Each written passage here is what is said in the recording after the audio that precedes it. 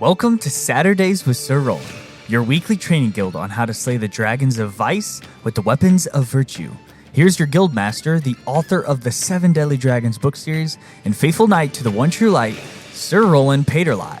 Greetings, young squires, maidens, moms, and dads. Today is the 30th day in the 8th month in the year of our Lord 2025, and it's a great day to learn the art of dragon slaying. Last week, we focused on a parable about the Red Dragon of Pride and released 2 new songs about the Red Dragon on dragonslayers.tv, The Helmet of Salvation and The Fire Fell. I hope you like those songs, and we love to hear your thoughts and feedback. Thanks to all of you who have emailed us or left us comments on dragonslayers.tv. This week, we will turn our attention to the Orange Dragon of Envy. And Topher and I again have 2 new songs for you, this time focusing on slaying that orange dragon, Envidia. There are 2 parables of Jesus in particular that we have already done episodes on that I think really help us understand how dangerous the orange dragon can be. In the parable of the prodigal son, we saw how extremely jealous and angry the older son became when the father in the parable showed mercy and forgiveness to the younger son and threw a big party when he returned home. And in the parable of the hired workers, the landowner ends up paying the workers who only worked 1 hour the same wage as the workers who worked all day.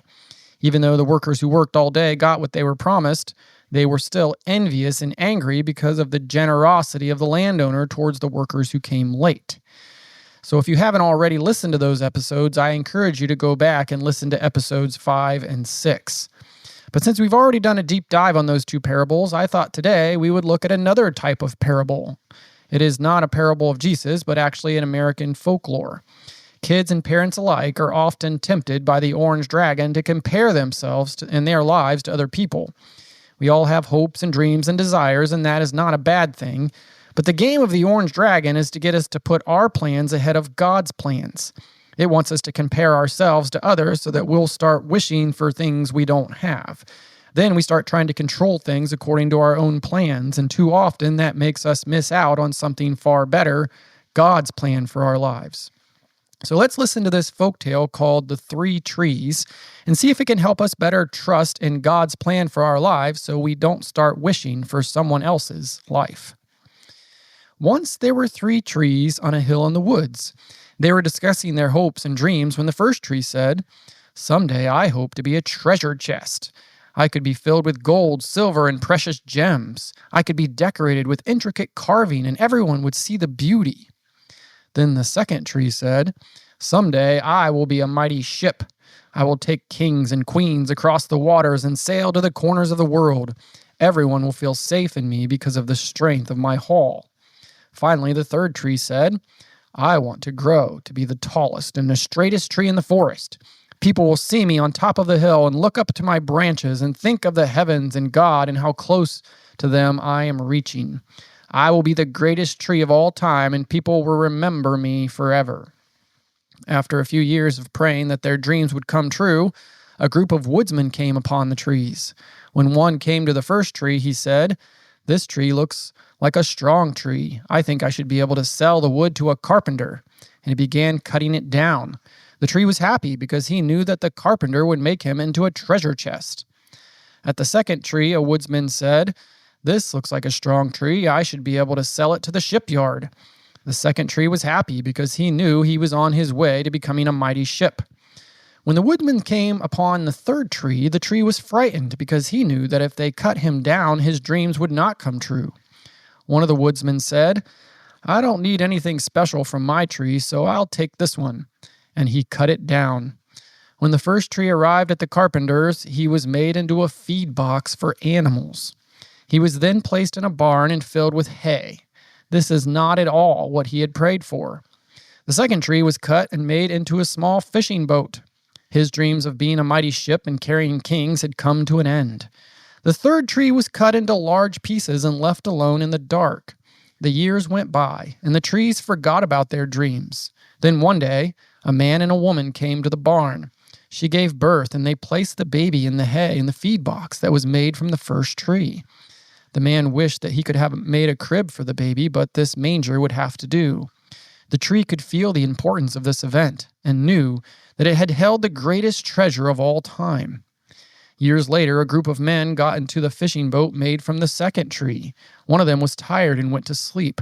While they were out on the water, a great storm arose, and the tree didn't think it was strong enough to keep the men safe. The men woke the sleeping man, and he stood and said, "Peace," and the storm stopped. At this time, the tree knew that it had carried the King of Kings in its boat. Finally, someone came and got the third tree. It was carried through the streets as the people mocked the man who was carrying it. When they came to a stop, the man was nailed to the tree and raised in the air to die at the top of the hill.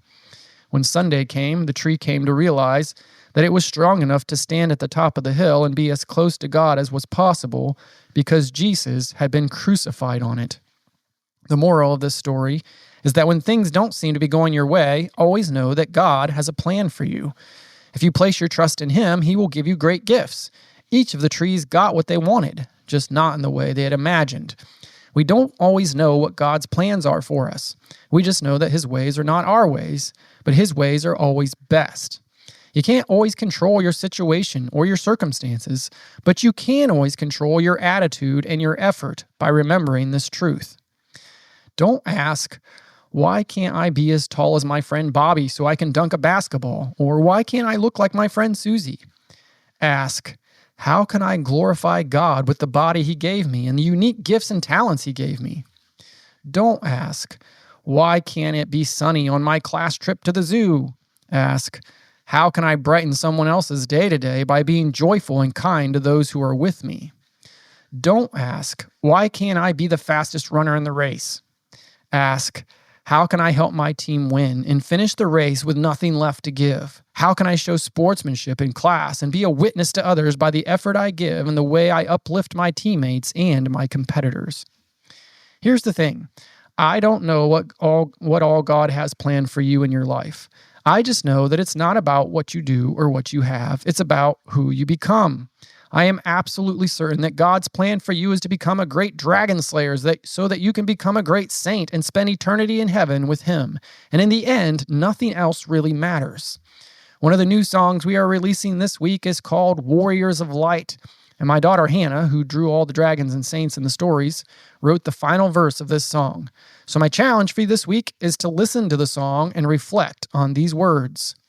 Give back the gift of yourself to the world. With your left hand create, with your right wield a sword. Like Joseph in silence, building with grace, terror of demons, protector of faith. This dragon wants worship, your peace it devours, but God gives you armor and heavenly powers. He made you with love, not for envy or strife, but to rise with the saints and come fully alive. And until next week, I'll leave you under the protection of St. Michael the Great Archangel, St. Joseph the Terror of Dragons, and Mary, Queen of the Angels, Our Lady of Grace, and the woman whose seed crushed the head of the dragon. Hey everybody, Sir Topher here. Roland, I absolutely love the three tree story. I think it could make a powerful film someday. But just like those trees discovered, it's really not about what we dream up, it's about what God chooses to do with us in this mission. However He shapes the work, His plan will always be better than ours. And speaking of the unexpected, Roland has no idea of this surprise, but I have a guest, his youngest daughter. Hi, I'm Lady Humana. Goodbye, adieu. Thank you everyone for listening to this podcast. We continue to pray that it may bear fruit for your families as you learn to slay dragons. And to close, here's the final verse from Warriors of Light, the one Sir Rolland just mentioned, written by Lady Hannah. Until next week, stay holy and slay dragons.